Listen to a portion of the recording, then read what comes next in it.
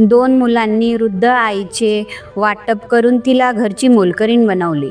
पण म्हणतात ना, देवाच्या घरात उशीर आहे पण अंधार नाही. मित्रांनो, ही खरी कथा उत्तर प्रदेशातील वाराणसी शहराची आहे. गंगा नदीपासून थोडी अंतरावर एक मोठा बंगला होता. पण त्या उंच भिंतीच्या मागे एक अशा आईच्या हुदक्यांना दाबून ठेवले गेले होते, ज्याने आपले संपूर्ण आयुष्य आपल्या मुलांच्या नावावर लावले होते. तरीही बदल्यात तिला फक्त अपमानच मिळाला. त्या घराची मालकीण होती सौ विमलाबाई देशपांडे. त्यांची वय 70 वर्ष झाली होती. चेहऱ्यावर शांतता, डोळ्यावर चष्मा आणि हातात काठी. त्यांचे पती स्वर्गीय सत्यनारायण देशपांडे यांनी सरकारी नोकरी करताना एक एक पैसा जमा करून हा घर बांधला होता. विमलाबाईंनीही आपली सारी तरुणाई खर्चून शिवणकाम, कढाई आणि दागिने विकून या घराची पायाभरणी मजबूत केली होती.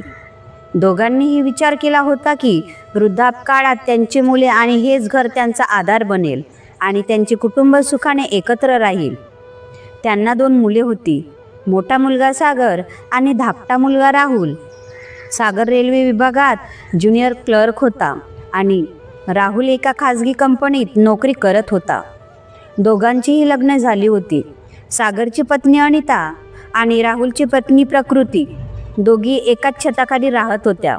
पण त्यांच्या मनात कटुता आणि अंतर होते. सुरुवातीला सर्व काही ठीक होते. विमलाबाईंना खूप आदर मिळत होता. त्यांना आई म्हणून हाक मारली जात होती. पण हळूहळू सून आणि मुलांचा वागण्याचा प्रकार बदलू लागला. आधी आईला चहा बेडवर मिळत होता. नंतर सांगितले जाऊ लागले, आई तुम्ही स्वतः घेऊन जा. पण काही महिन्यानंतर स्वयंपाकघराला कुलूप लागू लागले. एकदा सकाळी 8 वाजता घरात पराठे बनत होते. लोणीची सुगंध संपूर्ण घरात पसरली होती. डायनिंग टेबलवर सागर, अनिता आणि त्यांचे मुले बसून गरमागरम नाश्ता करत होते.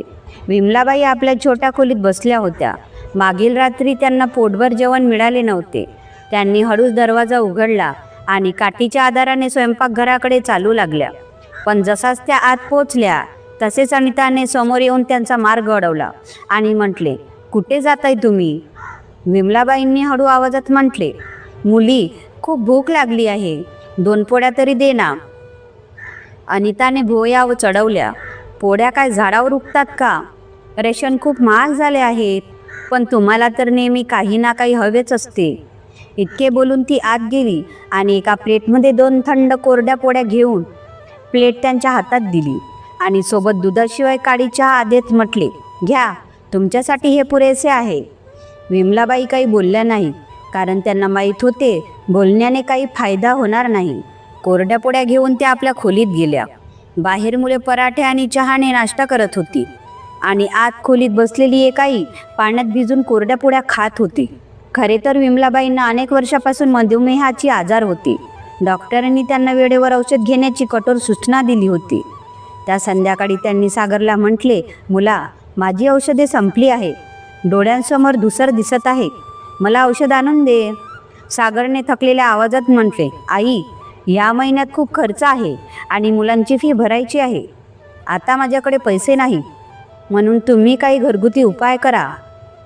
पण मुला, आई म्हणाली, ना मी आता औषध आणून देऊ शकत नाही.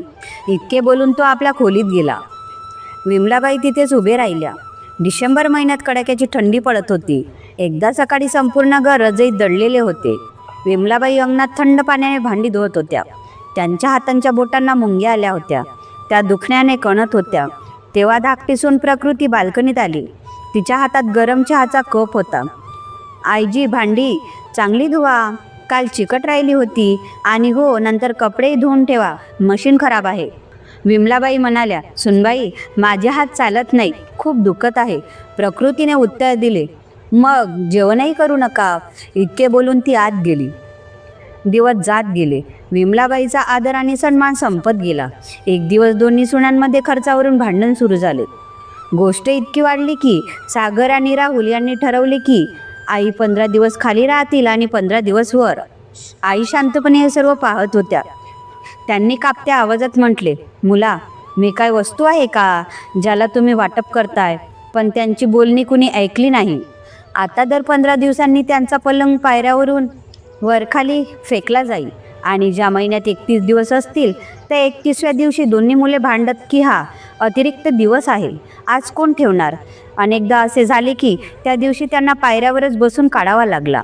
एक रात्र त्यांना ताप खूप होता, तरीही त्यांना फरशी स्वच्छ करण्यास सांगितले. कमजोरीमुळे त्यांचा तोल जाऊन त्या तिथेच पडल्या. त्यांचे डोके फाटले. प्रकृतीने डॉक्टर बोलावला नाही. तिला क्लिनिंगची काळजी होती की कुठे घाण होईल. तिने त्यांना ओढून बरामद्यात टाकले. त्या रात्री थंड हवेत पडलेल्या विमलाबाईंना पहिल्यांदा जाणवले की त्या घरात आई नाही तर बोज आहे. काही दिवसांनी एका संध्याकाळी त्या छतावर कपडे आणायला गेल्या. तिथे सागर आणि राहुल सिगारेट ओळत बोलत होते. सागर म्हणाला, आता आणखी सहन होत नाही, एक काम करूया, हे घर विकून टाकूया, 2 कोटी मिळतील आणि आईला वृद्धाश्रमात सोडूया. सागर हसत म्हणाला, हे बरे राहील, आई वृद्धाश्रमात गेली तर आमचा खर्चही वाचेल. त्यांच्या बोलणे ऐकून मागे उभ्या असलेल्या विमलाबाईच्या हातातून कपडे सुटले. त्यांची श्वास थांबली. ज्या मुलांसाठी त्यांनी आपली संपूर्ण तरुणाई संघर्ष आणि कष्ट केले, आज तेच मुले त्यांचा सौदा करत होते. त्या रात्री विमलाबाईंना झोप आली नाही. त्यांनी आपल्या जुन्या पेटीतून एक लाल फाईल काढली. त्यात असली कागदीपत्रे होती. त्यांच्या पतीने मरताना सांगितले होते की गरज पडली तरच हे कागद काढावेत. विमलाबाईंनी अश्रू पुसले आणि हळूच म्हटले, आज याची गरज आहे. आता त्यांचे मन आणि विचार पूर्णपणे बदलले होते. अनेक वर्ष अपमान सहन केलेली ती आई त्या रात्री पहिल्यांदा चुकून अनुभवत होती. त्यांनी ती लाल फाईल उघडली. त्यात ओरिजिनल रजिस्ट्री, वसियत आणि सर्व दस्तावेज होते, ज्यावर त्यांचे पतीची सही होती. त्या कागदांमध्ये स्पष्ट लिहिले होते की संपूर्ण मकान फक्त आणि फक्त विमलाबाईच्या नावे आहे. दुसऱ्या दिवशी सकाळी घरात सर्व काही नेहमीप्रमाणे होते, पण विमलाबाईंनी आता निर्णय घेतला होता. तिकडे सागर आणि राहुल दुसऱ्या दिवशी प्रॉपर्टी डीलरला भेटण्याची तयारी करत होते. त्यांना पूर्ण विश्वास होता की घर तर त्यांच्याच नावे आहे, म्हणून त्यांनी कधी असली कागदीपत्रे पाहण्याची गरजच समजली नव्हती. दुपारी हातात फाईल घेऊन एक प्रॉपर्टी डीलर त्यांच्या घरी आला. त्यांचे नाव शुभम मेहरा. त्यांना ड्रॉइंग रूममध्ये बसवले. अनिता आणि प्रकृतीने चहा आणि नाश्ता लावला. सागर म्हणाला, मेहराजी, आमच्या घराची लोकेशन चांगली आहे, म्हणून 2 कोटीपेक्षा कमी बोलू नका. मेहराने घर पाहिले आणि म्हटले, सागरजी, कागद वगैरे ठीक असतील तर सौदा पक्का समजा. सागरने जुनी फाईल आणून दाखवली. ती फक्त बिजली आणि टॅक्सचे कागद होते. मेहरा म्हणाला, ठीक आहे, रजिस्ट्रीच्या दिवशी असली मालकाची सही आवश्यक आहे. सागर हसत म्हणाला, तुम्ही ती चिंता करू नका, ते सर्व होईल. विमलाबाई आपल्या खोलीत हे सर्व ऐकत होत्या. त्या दिवशी त्यांनी आणखी एक काम केले. त्या चुपचाप घराबाहेर पडल्या. जवळच्या बँकेत गेल्या. तिथे आपल्या जुन्या लॉकरची माहिती घेतली आणि थेट वकिलाच्या ऑफिसला पोहोचल्या. त्यांनी फाईल टेबलवर ठेवली आणि म्हटली, मुला, हे कागद नीट वाच. तरुण गोयलने फाईल पाहिली आणि हसत म्हटले, मातोश्री, हे मकान पूर्णपणे तुमच्या नावे आहे. तुमच्या परवानगीशिवाय कोणी ते विकू किंवा खरेदी करू शकत नाही. विमलाबाईंनी शांत आवाजात म्हटले, जर मी स्वतः विकायचे असेल तर? मातोश्री, तुम्हाला पूर्ण अधिकार आहे. तुम्ही ते कधीही विकू शकता. त्यांनी काही वेळ विचार केला आणि म्हटले, मला एका ट्रस्टशी भेटायचे आहे. तरुणने म्हटले, काय झाले? त्यांनी म्हटले, मी हे घर अनाथ मुलांसाठी देऊ इच्छिते. ज्यांचे आईवडील नाहीत त्यांना राहण्यासाठी छत मिळावे. तरुण काही वेळ त्यांना पाहत राहिला. नंतर डोके खाली घालून म्हटला, ठीक आहे, मी याची व्यवस्था करतो. इकडे सागर आणि राहुल यांनी घराचा सौदा जवळपास पक्का केला होता. 2 कोटी डील झाली होती आणि 5 लाख ॲडव्हान्स देण्याचीही बोलणी झाली होती. दोन्ही भाऊ खुश होते. अनिता आणि प्रकृती मोठे मोठे स्वप्न पाहत होत्या. नवीन फ्लॅट, नवीन गाडी आणि मोजमस्तीचे आयुष्य. 3 दिवसांनी रजिस्ट्रीची तारीख ठरली. 3 दिवसांनी मेहरा आणि वकील घरी आले. टेबलवर मिठाई ठेवली होती आणि सागरला 5 लाखाचा चेक दिला. विमलाबाईच्या बोलण्यावर तरुण गोयलही आले. सर्व ड्रॉइंग रूममध्ये बसले होते. मेहरा म्हणाला, आता असली मालक सही करा. सागरने पेन उचलले, पण तेव्हा मागून आवाज आला, थांबा. सर्वांनी आश्चर्याने मागे वळून पाहिले तर विमलाबाई पायऱ्यावरून खाली उतरत होत्या. त्यांच्या हातात 30 लाल फाईल होते. सागर चिडून म्हणाला, आई, तुम्ही आज जा. पण विमलाबाई थेट टेबलजवळ आल्या. त्यांनी फाईल उघडली आणि कागद सर्वांसमोर ठेवत म्हटले, आधी हे वाचा. तरुण गोयलने दस्तावेज उचलले. त्यांनी मेहराकडे पाहिले आणि म्हटले, या संपत्तीची एकमेव मालकीण विमलाबाई देशपांडे आहे. हे ऐकताच खोलीत शांतता पसरली. सागर हक्कबक्का राहिला. तरुणने स्पष्ट शब्दात म्हटले. त्यांच्या पतींनी हे मकान त्यांच्या नावे खरेदी केले होते. मुलांचा यावर कोणताही अधिकार नाही. आणि त्याच्या हातून मिठाईची प्लेट पडली. प्रकृतीचे डोळे उघडले राहिले. सागर घाबरला. त्याने विचारले, आई, हे सर्व काय आहे? विमलाबाईंनी सरळ उत्तर दिले, हे सत्य आहे. काही क्षण शांतता पसरली. नंतर सागर वेगाने आईजवळ आला आणि पायांना लोटले. आई, आम्हाला माफ करा. आम्ही तर मजाक करत होतो. त्याच्या मागे सागरही आला. आई, आम्ही तुम्हाला कुठे सोडणार नाही. विमलाबाईंनी हातांनी रोखले आणि म्हटले, तुम्ही माझ्या मागे मजाक करत होता. तुम्ही नेहमी मला बोज समजत होता. माझ्या असताना माझ्या घराचा सौदा केला. त्यांनी मेहराकडे पाहिले. मी हे घर विकत आहे, पण माझ्या मुलांना देणार नाही. सागर चकित झाला. काय? तरुण गोयलने दुसरी फाईल उघडली आणि म्हटले, विमलाबाईंनी ही संपत्ती एका रजिस्टर्ड ट्रस्टला देण्याचा निर्णय घेतला आहे. विक्रीची रक्कम येथे अनाथालय बनवण्यासाठी वापरली जाईल. सागर ओरडला, नाही. विमलाबाईंनी कठोर शब्दात म्हटले, ज्या आईचा सौदा तिचे मुलं करू शकतात, तर ती आई स्वतः निर्णय घेऊ शकते. डायनिंग हॉलमध्ये उपस्थित प्रत्येकजण समजला होता की आज विमलाबाईचा निर्णय बदलणार नाही. त्यांनी म्हटले, एक गोष्ट नीट ऐका. हे घर माझे आहे आणि येथे कोण राहणार याचा निर्णय मीच घेईन. विमलाबाईची ही बोलणी ऐकून खोलीत अशी शांतता पसरली जशी येथे कोणीच नाही. सागर आणि राहुल एकमेकांकडे पाहू लागले. त्यांना पहिल्यांदा जाणवले की ज्या आईला ते कमजोर आणि मूर्ख समजत होते, आज ती सर्वात मजबूत आणि समजदार आहे. सागरने समजवण्याचा प्रयत्न केला. आई, रागात असा निर्णय घेऊ नका. लोक काय म्हणतील? विमलाबाई म्हणाल्या, जेव्हा तुम्ही मला पूर्ण दिवस पायऱ्यांवर बसून ठेवत होता, तेव्हा तुम्हाला लोकांची पर्वा नव्हती. सागर हळूच म्हणाला, आई, आमच्याकडून चूक झाली. चूक एकदाच होते, वारंवार नाही. पण तुमची तर सवय झाली होती. अनिता आणि प्रकृती रडण्याचा नाटक करू लागल्या. अनिता म्हणाली, आई, आम्ही तुम्हाला आई मानतो. विमलाबाईंनी सरळ प्रश्न विचारला, जेव्हा मला ताप होता आणि मी फरशीवर पडले होते, तेव्हा आई नव्हती का? त्यांच्या एकही प्रश्नाचे कुणाकडे उत्तर नव्हते. तरुण गोयलने त्यांची बोलणी थांबवत म्हटले, जेव्हा मकान विक्रीची प्रक्रिया सुरू झाली आहे, तर ट्रस्टकडून काही लोक एका तासात येथे पोचणार आहेत. कागद तयार आहेत. हे काम आजच संपवायचे आहे. सागर घाबरला. तो पुन्हा मिन्नत करू लागला, आई, आम्ही कुठे जाऊ?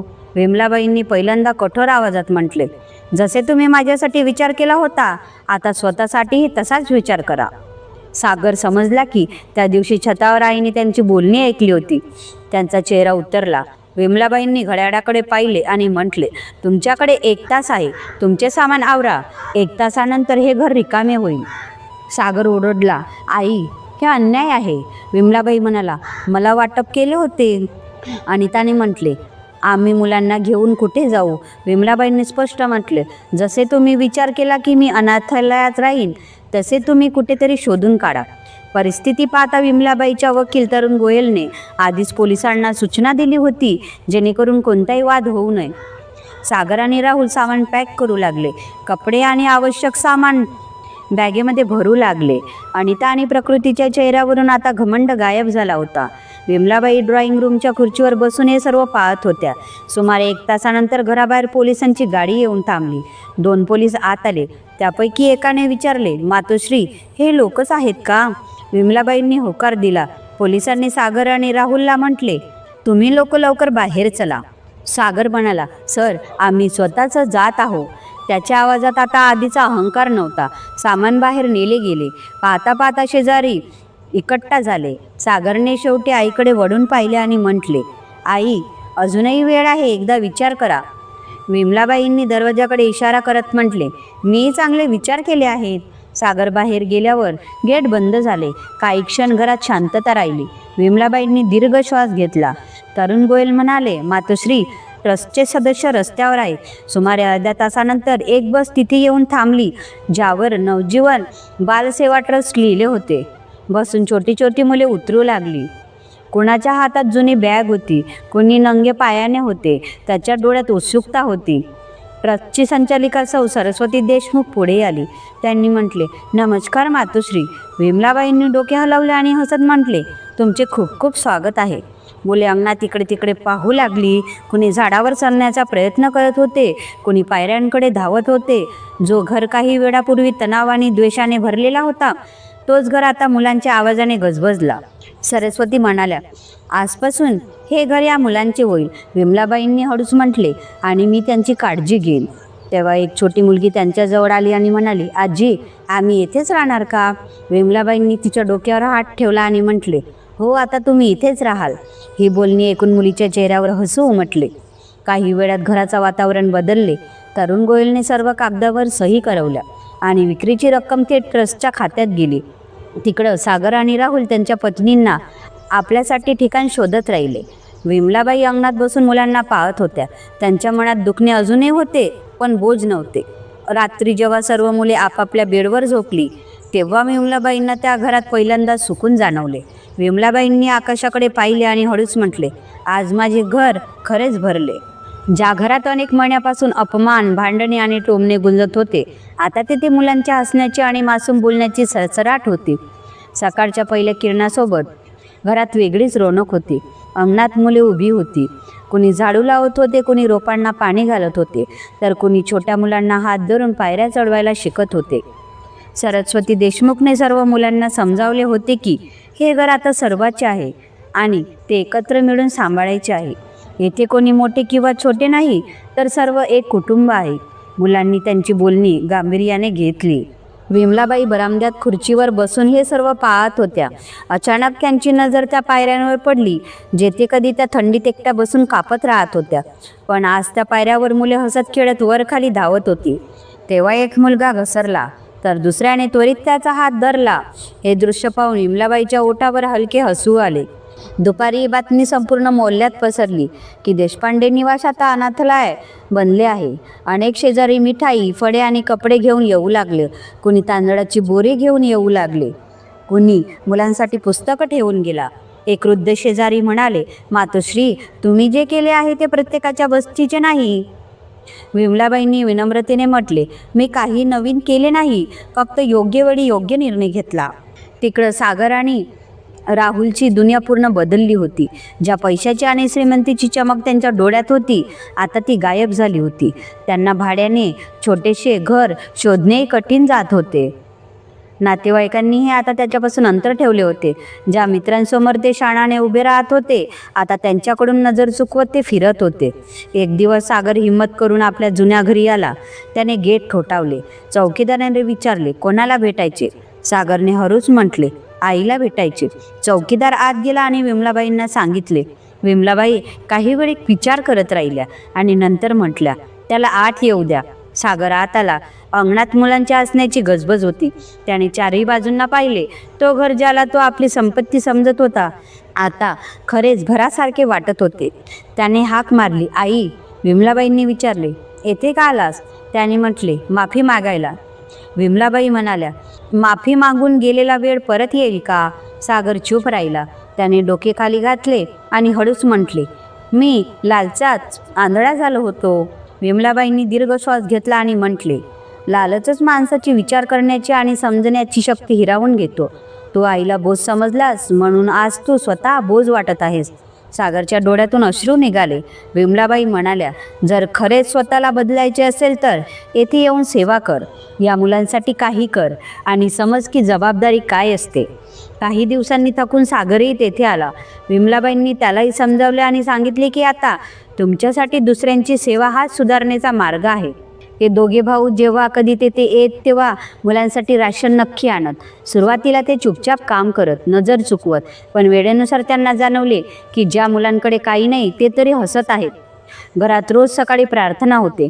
मुले एकत्र अभ्यास करत आणि संध्याकाळी विमलाबाई त्यांना आयुष्याच्या छोट्या छोट्या गोष्टी समजावत. मुले आई आई म्हणून हाक मारत. हे आवाज ऐकून त्यांना खूप सुकून मिळत असे. विमलाबाईंनी डोळे बंद केले. आता त्यांना कोणत्याही कागदाचा, संपत्तीचा किंवा नात्याच्या गमावण्याचा भय नव्हता. तर त्यांनी जे गमावले होते त्यापेक्षा खूप जास्त मिळवले होते. आणि सत्य हे आहे की ज्या घरात सन्मान आणि आपुलकी असेल तेच घर असते. बाकी फक्त विटा आणि दगड असतात. मित्रांनो, या कथेतून आम्हाला ही शिकवण मिळते की आई वडील बोज नाही तर आमची पायाभरणी असतात.